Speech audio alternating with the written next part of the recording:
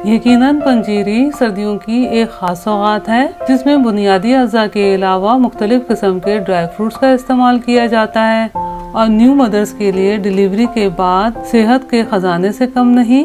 बस जो new mothers हैं उनके लिए जो पंजीरी बनाई जाती है उसमें 2-3 चीज़ें इजाफी डाली जाती हैं, वो मैं आपको रेसिपी के दरमियान बताऊंगी।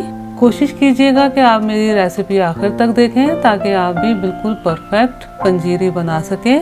अस्सलाम वालेकुम फ्रेंड्स, मैं हूँ रक्षी आलम। आप सबको मेरे चैनल में खुश आमदीद। चलिए जल्दी से किचन में चलते हैं और आज की रेसिपी स्टार्ट करते हैं। अच्छा जनाब, सबसे पहले हम ड्राई फ्रूट्स को फ्राई कर लेते हैं। ड्राई फ्रूट्स फ्राई करने के लिए मैंने पैन बिल्कुल लो फ्लेम पर रखा है। इसमें तकरीबन 2 टेबल स्पून देसी घी शामिल करेंगे। मैं पंजीरी देसी घी में बना रही हूँ, आप डालडा घी का भी इस्तेमाल कर सकते हैं, लेकिन फिर डालडा घी का इस्तेमाल पंजीरी बनाने में कम से कम कीजिएगा। देसी घी की तो खैर है, आप ज़्यादा से ज़्यादा भी इस्तेमाल कर सकते हैं, कोई मसला नहीं है। जी फ्रेंड्स, मैं एक और बात आपको बताऊं कि ये जो मैं देसी घी इस्तेमाल कर रही हूँ ये बिल्कुल प्योर देसी घी है।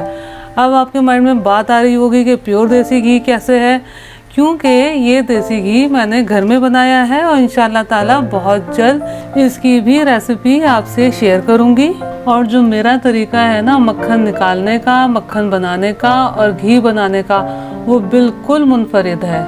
घी को कर लिया है लो फ्लेम पर गरम। अब क्या करेंगे, तकरीबन 200 ग्राम बादाम शामिल करेंगे। अब बादाम को फ्राई कर लेते हैं। आपने तमाम ड्राई फ्रूट्स को बहुत एहतियात से फ्राई करना है कि कहीं ओवर फ्राई ना हो जाए या फिर जल ना जाए, इसलिए फ्लेम को बिल्कुल लो ही रखिएगा। जल्दबाजी में फ्लेम को ज़्यादा मत कीजिएगा। थोड़ा टाइम लगता है तो लगने दें, लेकिन चीज़ ख़राब नहीं होनी चाहिए। अच्छा जनाब, बादाम लो फ्लेम पर फ्राई हो गए हैं। बादाम मैंने तकरीबन 2 से 2.5 मिनट फ्राई किया है लो फ्लेम पर। आपको फ्लेम नज़र आ रही होगी कि मैंने फ्लेम कितनी रखी हुई है, आपको भी फ्लेम इतनी ही रखनी है। अब बादामों को थोड़े बड़े साइज़ की ट्रे में ट्रांसफ़र कर लेते हैं। अच्छा जनाब, ये तकरीबन 200 ग्राम पिस्ते हैं। जिस प्रोसेस से हमने बादाम को फ्राई किया है, इसी प्रोसेस से हमने पिस्तों को भी फ्राई करना है। मैं वही घी इस्तेमाल कर रही हूँ जिस घी में हमने बादाम फ्राई किए थे।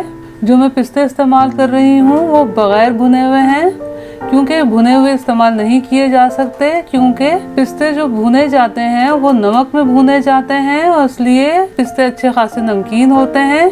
इसलिए आप कोशिश कीजिएगा कि बगैर भुने हुए कच्चे पिस्ते इस्तेमाल करें। पिस्तों को भी 2 से 2.5 मिनट बिल्कुल बादाम के प्रोसेस से फ्राई कर लिया है। अब इसे भी डिश में ट्रांसफ़र कर लेते हैं।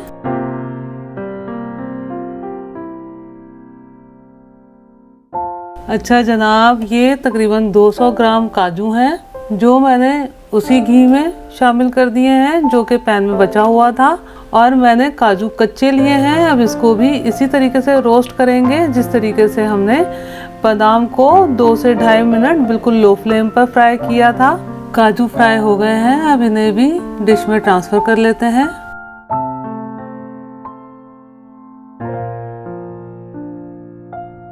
पैन में थोड़ा घी कम लग रहा है, इसलिए 1 टेबल स्पून भर के मज़ीद मैं देसी घी शामिल कर रही हूँ, क्योंकि हमने बाकी ड्राई फ्रूट भी फ्राई करने हैं। पहले घी को थोड़ा गर्म होने देते हैं, फिर बाकी ड्राई फ्रूट शामिल करके फ्राई करेंगे। अच्छा जनाब, घी हो गया है गरम। अब इसमें अखरोट शामिल कर लेते हैं जो कि तकरीबन 200 ग्राम है। अब इसे भी बिल्कुल बाकी ड्राई फ्रूट्स की तरह 2 से 2.5 मिनट लो फ्लेम पर भून लेंगे। अच्छा फ्रेंड्स, मैं एक बात क्लियर कर दूं, बिल्कुल भी ज़रूरी नहीं है कि आप ये तमाम ड्राई फ्रूट पंजीरी में इस्तेमाल करें। आप ड्राई फ्रूट अपने हिसाब से कम या ज़्यादा भी कर सकते हैं। अखरोट भी फ्राई हो गए हैं, अब इन्हें भी डिश में ट्रांसफ़र कर लेते हैं।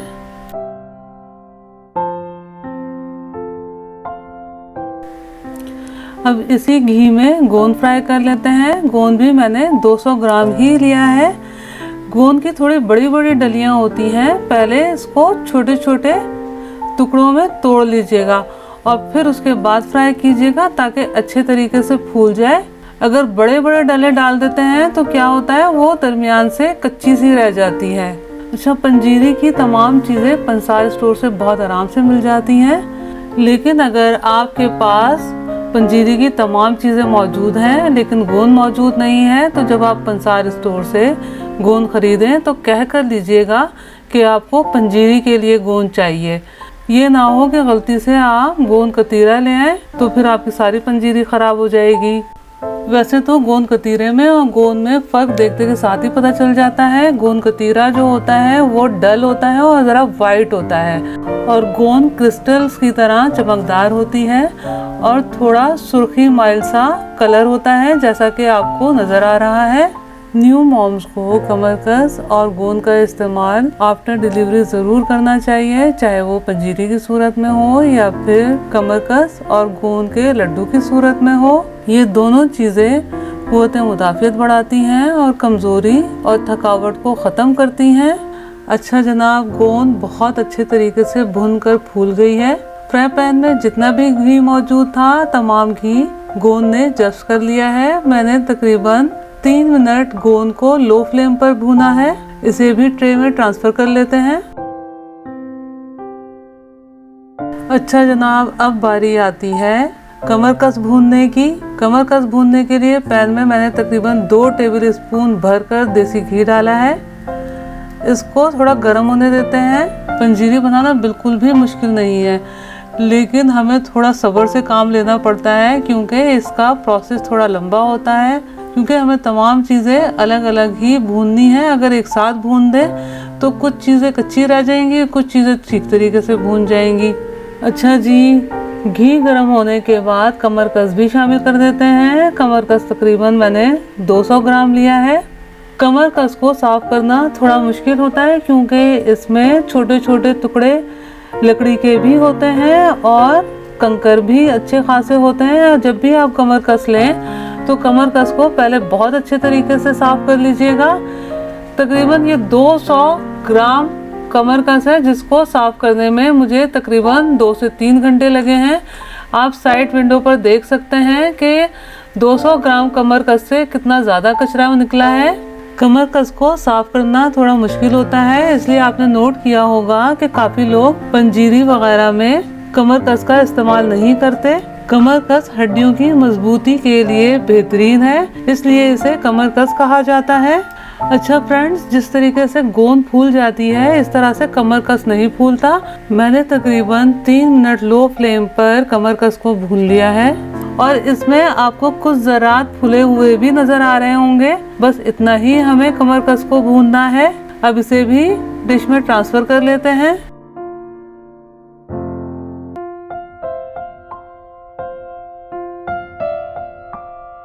अच्छा जी, अब हमने क्या करना है, अब हमने 4 मगज़ भूनने हैं।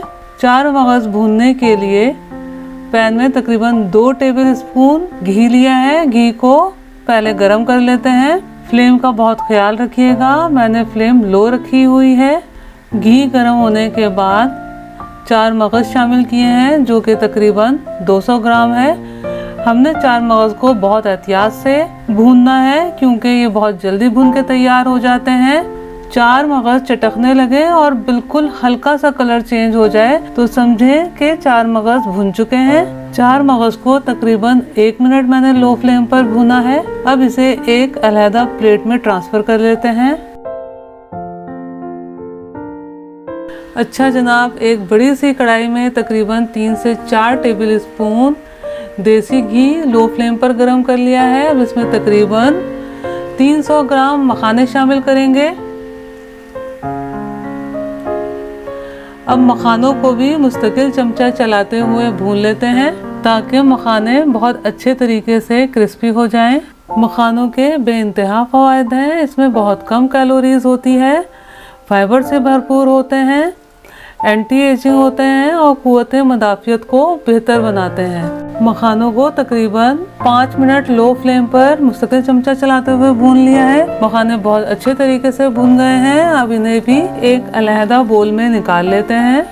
अच्छा जनाब, तकरीबन 3 टेबल स्पून भरकर गरम घी में आधा किलो सूजी शामिल की है आप अपने हिसाब से सूजी कम या ज़्यादा भी कर सकते हैं। ये जो पंजीरी मैं बना रही हूँ इसमें तकरीबन आधा किलो देसी घी इस्तेमाल हुआ है। अब सूजी को लो फ्लेम पर मुस्तकिल चमचा चलाते हुए इतना फ्राई करना है कि इसमें से अच्छी सी सोंधी सोंधी खुशबू आने लगे और कलर इसका हल्का सा गोल्डन हो जाए। अच्छा व्यूअर, जो मैं पंजीरी बना रही हूँ इसमें मैं इलायची का इस्तेमाल नहीं कर रही, क्योंकि मेरी फैमिली में इलायची पंजीरी में नहीं पसंद की जाती। आप इसमें 1 से 1.5 टीस्पून इलायची पाउडर शामिल कर सकते हैं, या फिर जितना आप पसंद करते हैं उतनी ही आप इसमें इलायची पाउडर शामिल कर दें। सूजी को मैंने तकरीबन 15 मिनट लो फ्लेम पर भूना है। आप भी बिल्कुल लो फ्लेम पर ही भूनिएगा। अगर थोड़ी सी ज़्यादा आंच पर भूनेंगे तो क्या होगा, सूजी कच्ची कच्ची सी रह जाएगी और पंजीरी में बिल्कुल भी अच्छी नहीं लगेगी।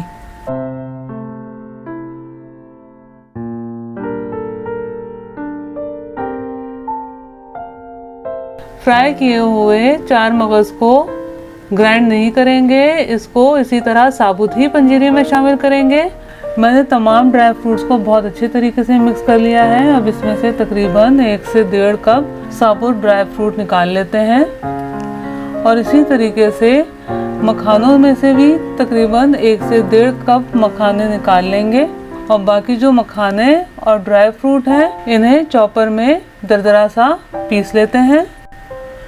अच्छा जनाब, मेरा चॉपर तकरीबन 7 kg कैपेसिटी का है, इसलिए मैंने तमाम अज़ा एक साथ ही शामिल कर दिए हैं। अगर आप छोटा चॉपर इस्तेमाल कर रहे हैं तो अज़ा थोड़े थोड़े करके ग्राइंड कीजिएगा। और हाँ, आप इसे हावन दस्ते में भी कूट सकते हैं। मेरी अम्मी तो हावन दस्ते में ही कूटती हैं, लेकिन मैं अपनी आसानी के लिए चॉपर इस्तेमाल कर रही हूँ। अब ये आप पर डिपेंड करता है कि आप पंजीरी कितनी मोटी या बारीक रखना चाहते हैं। अभी ये मुझे अपने हिसाब से मोटी लग रही है, इसलिए मैं थोड़ा और इसे चलाऊंगी। अच्छा जनाब, पंजीरी को मैं जितना दरदरा पीसना चाहती थी मैंने पीस लिया है। अब हम चलते हैं अगले प्रोसेस की तरफ। अब तमाम अज़ा को आपस में मिक्स कर लेते हैं। सर्दी की वजह से सूजी और 4 मगज़ का मिक्सचर थोड़ा जम सा गया है, इसलिए थोड़ी सी हम इसे हीट दे देते हैं ताकि इसमें मौजूद घी मेल्ट हो जाए। फ्लेम ऑफ कर देते हैं और अज़ा शामिल करना शुरू करते हैं। अब चॉप किए हुए तमाम ड्राई फ्रूट शामिल कर देते हैं। अच्छा व्यूअर्स, तकरीबन आधा किलो सूजी है तो इसमें तकरीबन आधा किलो ही चीनी जाएगी। आप अपने हिसाब से कम या ज़्यादा चीनी रख सकते हैं, जैसा कि मैं तकरीबन इसमें 1.5 पाउच पिसी हुई चीनी शामिल कर रही हूँ, जो कि तकरीबन 325 ग्राम बनती है। जितनी भी चीनी शामिल करनी है पीस के शामिल कीजिएगा, और जिस तरह मैं थोड़ी थोड़ी डाल के मिक्स करती जा रही हूँ उसी तरह मिक्स कीजिएगा, ताकि बहुत अच्छे तरीके से चीनी तमाम अज़ा में यकजान हो सके। पंजीरी में सौंफ भी बहुत अच्छी लगती है। अगर आप सौंफ भी शामिल करना चाहें तो 1/4 कप भुनी हुई सौंफ शामिल कर सकते हैं, लेकिन कोशिश कीजिएगा कि देसी सौंफ शामिल करें जिसके ज़रा छोटे छोटे दाने होते हैं। अगर न्यू मदर्स के लिए पंजीरी बना रहे हैं तो पंजीरी में तकरीबन 3 टेबल स्पून जिंजर पाउडर, जिसे सौंठ का पाउडर भी कहा जाता है, और 3 टेबल स्पून अजवाइन पाउडर और 3 टेबल स्पून ही ज़ीरा पाउडर शामिल कीजिएगा। लेकिन ये तीनों चीज़ें देसी घी में हल्का सा भूनकर शामिल कीजिएगा। तमाम अज़ा को अच्छे तरीके से मिक्स करने के बाद जो हमने साबुत ड्राई फ्रूट निकाले थे वो भी इसमें शामिल कर देते हैं और इन्हें भी पंजीरी में बहुत अच्छे तरीके से मिक्स कर लेंगे। थोड़े से ड्राई फ्रूट मैंने बचा लिए हैं पंजीरी को ऊपर से गार्निश करने के लिए। आप पंजीरी बनाने के लिए दालों का और गेहूं के आटे का भी इस्तेमाल कर सकते हैं सूजी की जगह। जब आप पंजीरी बनाएं तो पूरी कोशिश कीजिएगा कि बिल्कुल फ्रेश चीज़ें इस्तेमाल करें, क्योंकि अगर ड्राई फ्रूट या फिर सूजी उतरी भी होती है तो पूरी की पूरी पंजीरी ख़राब हो जाती है। माशाल्लाह से ये पंजीरी तकरीबन 3 किलो बनकर तैयार हुई है। आप इसे नाश्ते में तकरीबन 3 से 4 टेबल स्पून माइक्रोवेव में हल्का सा गर्म करके चाय के साथ नोश फरमाइए, या फिर दूध में डाल के खीर बनाकर नोश फरमाइए। आप ये पंजीरी ज़रूर बनाइएगा और मुझे कमेंट्स करके बताइएगा कि आपको ये पंजीरी कैसी लगी। ओके व्यूवर्स, अगली रेसिपी की वीडियो तक के लिए अल्लाह हाफिज़।